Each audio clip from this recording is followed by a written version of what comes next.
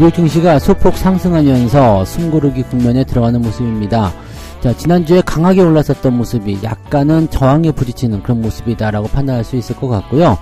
자, 채권 시장의 움직임들에 따라서 시장이 움직이는 것이다, 이런 분석들이 나오고 있죠. 지금 국채 쪽에서는 살짝 반등하는 모습이 좀 나타나고 있어서 시장 분위기가 조금 가라앉은 것을 두고 이해하는 것 같습니다. 지금은 뭐 기업 실적이나 이런 것들보다도 채권의 금리 움직임에 더 민감한 반응인 것 같아요. 자, 이 부분들 같이 알아보도록 하고요.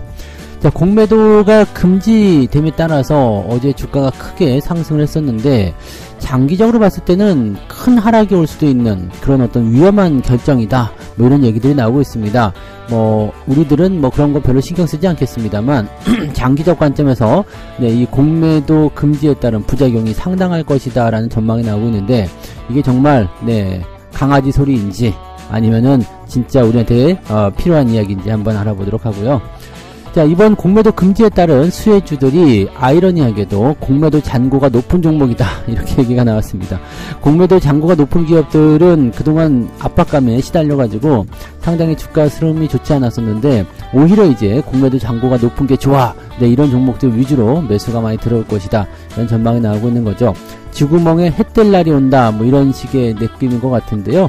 자, 수혜주들 어떤 것들이 있었는지 알아보도록 하겠습니다.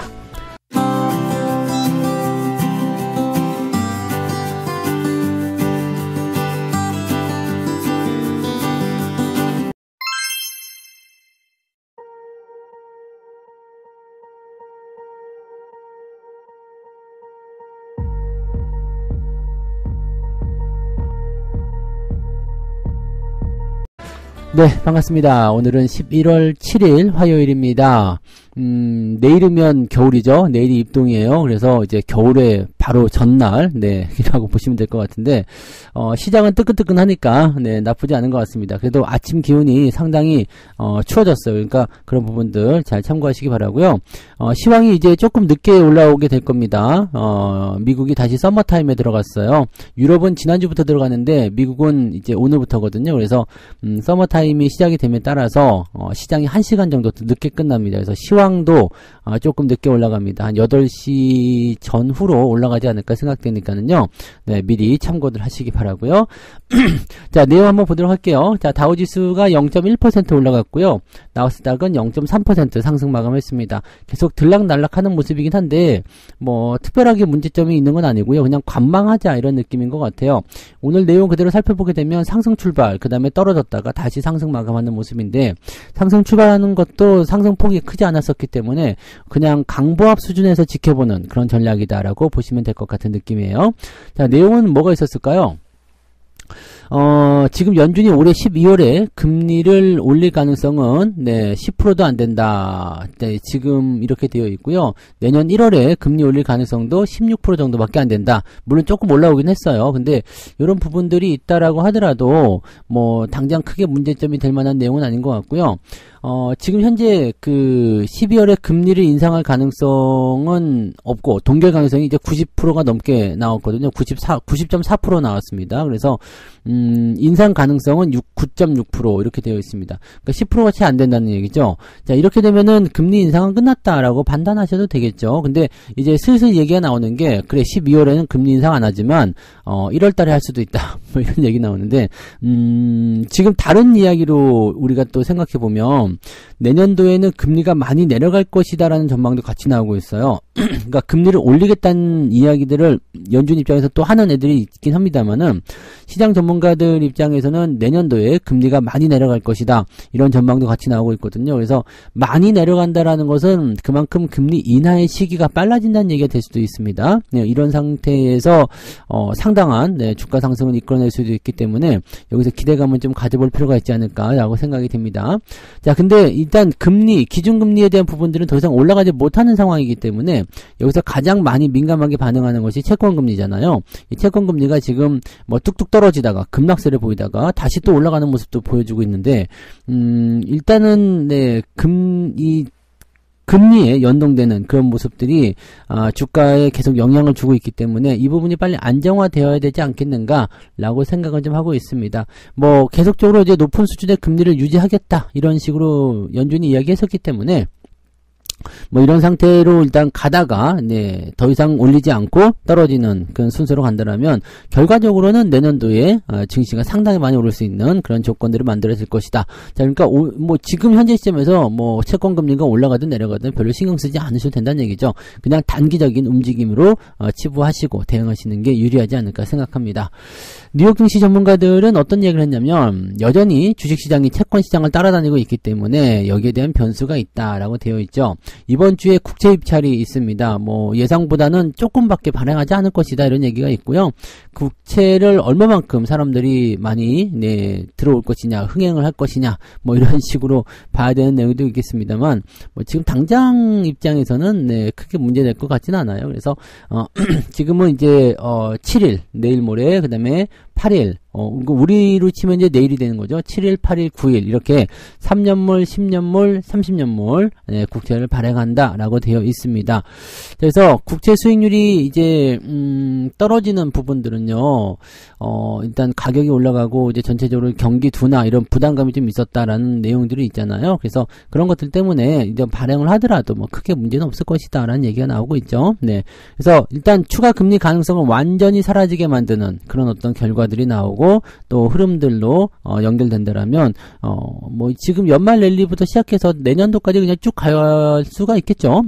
주가 흐름 같은 경우들은요 상승을 계속해서 지속할 수는 없기 때문에 어느 정도 오르고 내리는 형태를 좀 반복하게 되거든요. 그러니까 그렇게만 생각한다라면은 현재로서는 일단 뭐 답답한 부분들은 많이 있을 수 있어요. 근데 오르고 내리고 하는 모습들이 계속 반복이 될 겁니다. 강하게 오를 수만은 없기 때문에 어느 정도 올라간 종목들은 항상 조심을 해야 되고요. 조금 떨어지는 시점이 나오게 된다면 그 시점에서 다시 추가 매수 들어가고 이런 식으로 하시면 되죠. 그러니까 이제 상승 장세로 넘어가게 되면 추세를 따라가서 그런 모습이 나타나게 되잖아요. 그래서 국내 증시 역시도 지금은 이제 이런 공매도 때문에 단기적 급등이 일어났지만 단기 급등 이후에는 또 변동성을 크게 보일 수가 있어요. 그러니까 묵턱대고 따라가는 전략들은 좋지 않습니다. 항상 원칙만 지키면 뭐 그 어떤 변수가 있더라도 우리는 흔들리지 않고 잘 갈 수가 있습니다. 그것만 잘 지켜주시면 되겠습니다. 종목들 보시면은 이제 전기차 쪽 움직임은 조금 안 좋았어요. 테슬라가 이제 3,500만원짜리 전기차 만든다는 얘기가 나왔죠. 그리고 뭐 계속적으로 주가 떨어지는 모습들 나타나고 있는데 이 가격을 어디까지 낮출 것인가에 대한 부분들은 계속 생각해 볼 필요가 있어요. 지금 전기차 시장이 일제히 내려갔고요. 그 다음에 생성형 AI 관련한 부분에서는 반도체 쪽이 강하게 올라왔습니다. 지금은 이제 많이 기울었어요. 이제 우리나라 입장에서는 어제 공매도 때문에 뭐 이 에코프로나 이런 애들이 상한가 치는 모습이 나타나겠습니다만 현재 외국 해외 시장의 동향을 살펴보게 되면 전기차 시장보다는 반도체, 이 AI 쪽에 대한 관심도가 훨씬 더 높아지고 있다는 것만 우리가 기억하고 가시면 되겠습니다. 지금 그 강한 놈이 아니라요. 앞으로 강해질 거, 앞으로 움직일 거 이런 것들을 우리가 생각해 주셔야 되는 것을 잊지 않으셔야 될 것 같습니다. 두 번째 이야기 넘어갈게요. 이제부터 공매도 이야기 나오는데요. 폭락이 올 수도 있다. 경고라고 나섭니다. 어이구 무서워라. 근데 공매도가 금지됐다고 해서 폭락 나오는 사태는 본 적이 없는 것 같아요. 자, 근데 어쨌든 공매도 금지 첫날이었던 어제 증시가 곧바로 급등했지만 장기적으로는 결국 폭락이 올 수도 있다. 이렇게 얘기 나옵니다. 외국인들의 이탈 그리고 공매도를 적정한 가격을 이끌어내는 효과, 즉 단기적으로 많이 올라간 그 주식들을 이제 공매도로서 끌어내리고 있었는데 이게 아니었다. 근데 이게 그렇게 순기능만 작용하면 좋죠. 뭐 공매도 자체가 뭐 나쁜 건 아니잖아요. 뭐 할 수도 있는 거고 선진 시장들 다 하고 있는 거니까 나쁜 건 아닌데 우리나라는 불법 공매도, 무차익 공매도 이런 거 있잖아요. 이 부분이 문제인데다가 또 외국 놈들한테는 뭐 이 상환 기간이 따로 주어지지 않았기 때문에 그냥 돈으로 계속 돈지랄을 하는 거잖아. 그러니까 이렇게 되다 보니까 시장 자체를 망가뜨리고 자기들이 싸게 사고 싶으면 막 그냥 이거고 저거고 갇히고 나발이고 필요 없이 그냥 막 때려가지고 주가 떨어뜨린 다음에 지들이 밑에서 주워 담고 개인들 다 몰아내고 이런 거 하니까 열받은 거죠. 그래서 공매도가 뭐 어쩌고저쩌고 뭐 그런 것보다도 니들이나 잘해라 이렇게 좀 말씀을 드려야 될 것 같아요. 그죠? 뭐 MSCI 편입 불발 뭐 이건 중요하지 않을 것 같아요. 뭐 추정 자금이 들어와서 외국인들이 매수를 많이 해준다, 뭐, 그러든가 말든가, 그거는 이제 나중 일이고요. 현재로서는 일단, 이 공매도에 대한 순기능보다 역기능이 너무나 많았기 때문에, 공매도 금지에 대한 부분들은 일단 어느 정도는, 뭐 좀, 반길 만한 그런 이야기라고 볼 수가 있겠죠. 자, 대신에 이게, 네, 장기적으로 계속 지속되면은 좋지 않을 거라는 생각을 좀 하고 있습니다. 공매도를 완전히 폐지하자, 이런 것들은, 네, 우리가 역행하는 부분들이기 때문에 이렇게 되면 안 되고요. 대신에 이건 있어야 될 것 같아요. 공매도를 금지해 놓고 이제 제도적인 개편들을 해야 되겠죠. 불법 공매도 어떻게 할 것이냐. 지금 얘네들이 갑자기 공매도를 금지하자라고 한 게 이 공매도로 인해서 약간 네, 뭐라 그럴까요? 불법적인 그런 부분들 이런 게 있었던 게 100종목이 넘는다 뭐 이렇게 얘기 나왔다는데 그걸 모르고 있었을까? 그걸 왜 갑자기 그랬을까? 뭐 이런 생각도 계속 들잖아요. 그러니까 지금 상태에서는요. 이 공매도 금지가 주가를 끌어올릴 수 있는 중요한 요소가 될 수 있어요. 뭐 계속 말씀드렸지만 이 공매도가 더 이상 나타날 수 없다라면 환매를 들어갈 수밖에 없는 상태이기 때문에 매수가 들어오기 시작하면서 주가를 밀어 올리게 되거든요. 여기다가 기대감을 가진 투자자들이 들어올 수 있기 때문에 주가가 상승하게 되죠. 자, 공매도가 있고 없고에 따라서 외국인들이 들어오고 안 들어오고가 아니라 그만큼 시장이 얼마만큼 전망이 있느냐죠. 공매도가 없다고 하더라도 시장이 계속 성장할 수 있는 거라면은 당연히 외국인들 많이 들어올 수밖에 없지 않겠습니까? 돈 벌어준다는데 꼭 공매도로만 돈 버는 거 아니잖아요. 주식 투자라는 게 주가가 상승하면서 돈 버는 게 원래 주식 투자 아닌가요? 밑으로 때려가지고 돈 버는 거 아니잖아. 그래서 불법적인 부분들이 나타나지 않는다라면 뭐 공매도 있어도 상관없을 것 같아요. 근데 지금은 그런 게 아니었죠. 그러니까 이번에 금지를 때려놓은 이 상태에서 내년도 6월까지니까 내년 6월 전에 확실한 제도를 좀 만들어줬으면 좋겠어요. 네. 지금 공매도와 증시 변동성을 분석한 보고서들을 살펴보면 공매도 금지 조치가 미래 주식의 수익률을 낮춘다. 이거 왜 그런지 아시죠? 자, 공매도가 금지돼가지고 주가가 막 올라갔어요. 그러고 나서 공매도 시작! 그러면 어떻게 돼요? 공매도 애들이 와르르 들어오니까 주가 떨어지는 거죠. 이게 미래의 주가 수익률 떨어진다. 이게 우리가 저기도 생각해봐요. 공매도 금지됐었던 시점에서 주가가 많이 올랐었잖아요. 그리고 공매도가 다시 재기됐었던 그 시점부터 조정이 시작된 거예요. 그래서 공매도를 막 미친 듯이 쳐댔잖아요. 그러니까 이런 모습들이 실질적으로 이제 그 부담을 좀 가질 수밖에 없는 요인이죠. 여기서는 경계하는 게 그거예요. 주가가 올라갔던 주식이 갑자기 폭락할 수 있다. 이렇게 되는데 올라간 주식 안 사면 되잖아. 그죠? 네, 적절한 차익 실험만 해주시면 아무 문제 없습니다. 그래서 외국인들이 이참에 좀 진짜 네, 불법적인 부분들 기관도 마찬가지고요. 불법적인 것 좀 안 했으면 좋겠어요. 네, 진짜 도덕적으로 그죠? 개인들만 뭐 호구가 아니잖아. 그러니까 이런 것들만 좀 안 했으면 좋겠고 외국인들 증시 이탈 가능성은 저는 없다고 생각해요. 네. 공매도 하려고 일로 들어오는 건 아니잖아요. 물론 걔네들 그런 것도 있어요. 야, 한국 가면은 공매도 쳐가지고 더 싸게 모아서 그냥 뉴스 한번 터뜨리고 크게 먹고 나올 수 있어. 이렇게 해가지고 들어오는 불순한 애들이 당연히 있겠죠. 그런 애들은 차라리 안 들어오는 게 낫습니다. 그죠? 네, 그런 애들 들어와서 뭐 아니 그렇잖아요. 뭐 이제 친구를 만들어야 돼. 내가 친구가 없어. 그래서 친구가 있었으면 좋겠는데 순 뭐 깡패나 양아치나 뭐 나쁜 애들 뭐 살인범 뭐 이런 사람들을 친구로 맞이한다. 내가 친구가 없다고 해서 그런 애들 친구로 맞이해야 돼요? 안 되겠죠. 네, 뭐 한 명을 사귀더라도 좋은 사람이 들어가죠. 그러니까 지금 외국인들의 증시 이탈 가능성 그지 같은 놈들 다 나가라고 해요. 그리고 괜찮은 애들만 들어오면 되잖아요. 진짜 이 미래를 보고 투자할 수 있는 그런 애들이 들어오면은 별로 문제될 건 없어 보입니다. 그래서 그렇게 되는 거고요. MSCI 선진국 지수 편입에 너무 목매는 것 같은데 여기 왜 목을 매야 되지? 네, 왜 자꾸 여기를 하려고 하는 거예요? 물론 이제 추정 자금이 들어오고요. MSCI 선진지수에 편입이 되면 이제 우리도 선진국이다 뭐 이런 얘기를 할 수도 있어요. 네, 근데 굳이 저거를 빌미로 해가지고 외국인들 공매도 해서 사람들 다 죽일 필요가 있나 이런 생각이 좀 듭니다.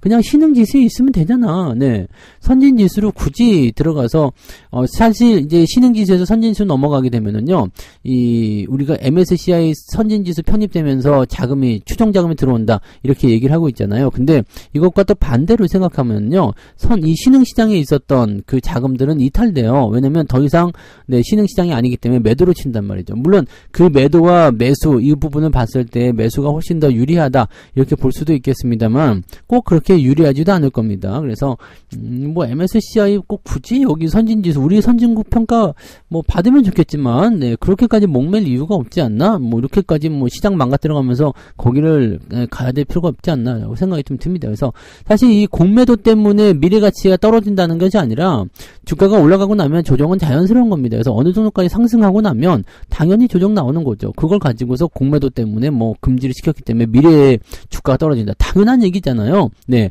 지금 주가가 올라간 다음에 미래에 당연히 주가가 떨어지겠지. 네. 근데 그거를 뭐 미래에 뭐 주가가 폭락이 올 수도 있다. 뭐 당연히 그럴 수 있어요. 그러니까 그거는 이제 그때 가서 생각하시면 되는 거고 지금은 뭐 그런 것까지 거기 왜 저기 먼 미래에 주가가 폭락할지도 모르니까 우리가 지금 공매도 이거 조심하자. 이거 다시 시작해야 됩니다. 이게 뭐 말도 안 되는 소리니까요. 신경 쓰지 않으셔도 됩니다. 그래서 이렇게 생각하시면 돼요. 이 공매도 금지에 대한 부분들은 한시적으로나마 진행된 것이 나쁘지 않은 소식이다라고만 판단하시면 되겠죠. 네. 자, 그럼 세 번째 소식이요. 이 공매도에서 수혜주가 누구냐? 그동안 이제 공매도가 꽉 잡고 있다 보니까 부담감이 커졌을 거예요. 근데 이 공매도가 이제 시행이 되면서 수혜주가 정말로 아이러니하게도 공매도가 많았던 기업들이요. 공매도가 많았던 기업들. 이 기업들이 지금 현재 수혜주가 돼버렸어요. 왜냐면 공매도가 많았던 기업들은요. 뭐 어떤 의도로든 공매도를 많이 만들었었겠죠. 근데 이 공매도 상환을 해야 되잖아요. 주가가 올라가는 순서를 밟게 되면 공매도를 많이 쳐놓은 부분들은 이제 뭐 수익률이 줄어들거나 또는 손실이 커지는 상황이 벌어질 수 있기 때문에 무조건 환매가 들어가야 돼요. 그것도 기간이 굉장히 길어요. 8개월이기 때문에 내년 6월까지 무슨 일이 벌어질지 모릅니다. 또 지금 현재 내년도 총선을 앞두고 있기 때문에 정책적인 이슈라든지 또는 증시를 부양시키기 위한 여러 가지 정책들이 나올 수 있거든요. 공매도들이 굉장히 쫄릴 수 있는 상황이죠. 만약에 공매도가 금지가 되지 않은 상황이라면 어떻게든 빠져나갈 수 있겠지만 공매도가 금지가 되어 있는 상태에서는 어떻게 빠져나갈 수가 없어요. 그러니까 남아있는 부분들을 가지고서 주가를 털어낼 수가 있는 상황이 아니죠. 공매도를 살리려고 자기들이 가진 지분을 다 털어낼 수가 없기 때문에 이거는 공매도를 청산하는 게 맞죠. 주가가 올라가는데 지분을 털면서 공매도를 살리겠다? 이거 잘못하다간 다 죽는 수가 있습니다. 그러니까 걔네들 입장에서는 이제 공매도 잔고가 많은 주식들 위주로 환매가 들어가자 이렇게 나올 수밖에 없겠죠. 호텔신라가 이제 그런 의미에서 주가 상승률이 높을 것이다 라고 되어 있습니다. 공매도 잔고가 제일 많아요. 7%대. 그러니까 호텔신라 주가가 올라가려고 하면 떨어지고 올라가려면 떨어지고 그랬는데 이제 이 부분을 딱 잡고 들어가니까 호텔신라의 주가 상승이 일어날 수 있다. 그래서 얘가 이제 첫 번째 수혜주가 될 것이다. 이렇게 전망이 나오는 거죠. 그래서 잔고 비중이 큰 바로 이 종목이 수혜주가 된다라고 얘기가 되어 있고요. 실제로 이제 공매도 잔고가 많았던 기업들은요. 뭐 여러 가지가 있겠지만 2차전지 쪽에서도 이제 이 상승이 좀 일어나는 부분들이 좀 있습니다. 뭐 전체적인 순서로 본다라면 뭐 HLB가 이제 코스닥 쪽에서는 공매도 잔고가 좀 많고 하잖아요. 근데 그런 것들도 많이 올랐지만은 전반적으로 2차 전지가 많이 올랐다고 보시면 되겠어요. 왜냐면 개인들의 이거는 근데 그 공매도 잔고가 많아서라든지 아니면 공매도가 어쩌고 저쩌고 물론 이제 공매도 비중이 많은 부분들은 이제 LNF라든지 2차 전지가 이제 공매도 잔고가 좀 많이 있었죠. 그런 부분들이긴 한데 이 개인들 입장에서 나타나는 형태의 그런 기대감들이 더 많이 작용했을 것 같아요.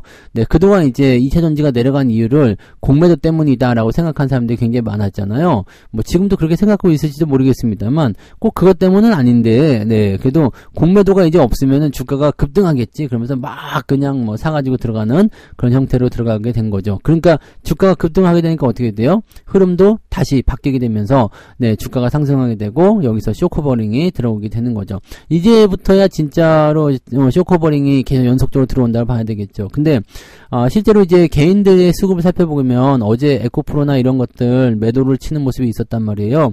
그러니까 개인들의 어떤 수급 동향이 조금 달라졌다라고 보셔야 될 것 같아요. 그래서 2차 전지나 배터리 쪽에 또 주가 떨어지는 동안에 이제 생각을 많이 하시는 분들도 계셨을 테고 또 그냥 의도치 않게 반대 매매에 시달려가지고 털어져 나간 그런 개인들도 많이 있었겠죠. 그러니까 요거는 사실 뭐 어쩔 수 있는 부분이 아니라고 생각하셔야 되는 거긴 한데 이 공매도의 어떤 금지 조치 때문에 주가가 올라가는 부분들 어제는 조금 너무 과했다 싶을 정도니까 이런 부분들은 좀 참고하실 필요가 있겠습니다.